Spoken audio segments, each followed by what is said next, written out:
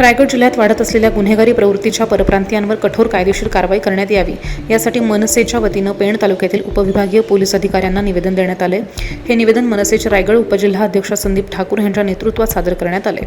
12 जानेवारी 2024 ला वडखळ पोलीस ठाण्यात घडलेल्या घटनेचा संदर्भ देत मनसेनं तीव्र नाराजी व्यक्त केली आहे। उत्तर प्रदेशातील अनिश कुमार फुलन रामता ह्यानं आधार कार्ड हरवल्याच्या कारणावरून पोलीस ठाण्यात येऊन शासकीय कर्मचाऱ्यांशी वाद घालून संतापाच्या भरात सुमारे 1.25 लाख रुपये किमतीचा सीसीटीव्ही कॅमेरा फोडल्याचा तसंच प्रभारी पोलीस निरीक्षक संतोष जाधव यांच्यावरती हातपाई करून शासकीय कर्मचाऱ्यांना धक्काबुक्की केल्याचा उल्लेख निवेदनामध्ये करण्यात आला आहे। महाराष्ट्र हा छत्रपती शिवाजी महाराज फुले शाहू आंबेडकर यांचा महाराष्ट्र, पण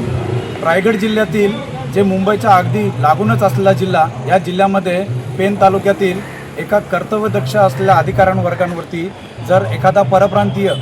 जो तिथे येऊन पोलीस स्टेशनमध्ये येऊन CCTV कॅमेरे फोडून त्या अधिकारी वर्गावरती हल्ला करून मारहाण करतोय, तर इथपर्यंत जर यांची मजल होत असेल तर अशा या परप्रांतीयांवरती तातडीने कारवाई करण्यात यावी। कारण पेण तालुक्यातील, रायगड जिल्ह्यातील या पेण तालुक्यात बऱ्याचशा ठिकाणी जे उद्योग समूह आणि बरेचसे असे काही जे इथे व्यापारीकरण होत आहे आणि अशा क्षेत्रांमध्ये जर इथे वाढ होत असताना जर असे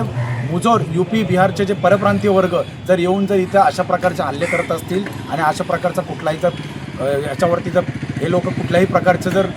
अनधिकृतपणे असं जर कुठला जर प्रकार करणार असतील तर महाराष्ट्र नवनिर्माण सेना याला नक्कीच जसंच तसं उत्तर देईल। पण आम्ही पोलीस प्रशासनाला विनंती केलेली आहे की अशा प्रकारच्या वेळ जे ठिकठिकाणी जे पेण तालुका पेण शहरातील ठिकठिकाणी जे अनधिकृतपणे जे फेरीवाले असो किंवा जे काही उद्योग समूहाकरता कामगार आलेले आहेत परप्रांतीय, यांची तातडीने चौकशी करण्यात यावी। कारण बरेचसे असे गुन्हेगार प्रवृत्तीचे परप्रांतीय इथे राहत असून आणि अशा प्रकारचे प्रकार घडू नयेत आणि अशा गोष्टीचा आम्ही निषेध करतो आणि अशा परप्रांतीयांना आम्ही नक्कीच ठेचू, एवढं नक्कीच। जय हिंद, जय महाराष्ट्र।